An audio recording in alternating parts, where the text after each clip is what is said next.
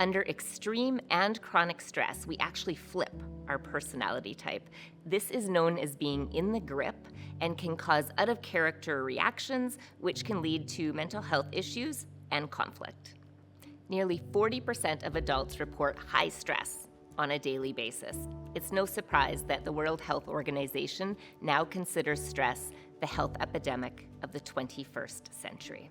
Now, to put your mind at ease, a little bit of stress is actually good for us. It creates courage and resilience and actually amplifies your natural personality strengths.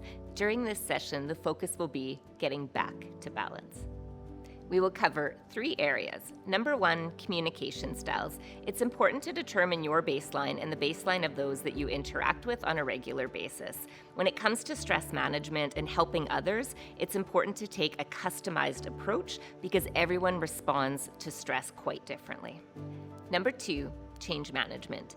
Each participant will identify with one of 4 change management styles, which will help them better navigate change personally and professionally. We're going to cover this from a team and leadership perspective. Number 3, stress management. We need to discover what our natural triggers are, and occasionally it's a good idea to share these with others and to understand these with your family, your friends, your coworkers, so that you can better help them when they're having a difficult time. We will also cover time management and emotional regulation. The ultimate goal of this session is to understand that through behavioral adaptation and learning new skills, we can absolutely temper our future stress reactions and get back to balance.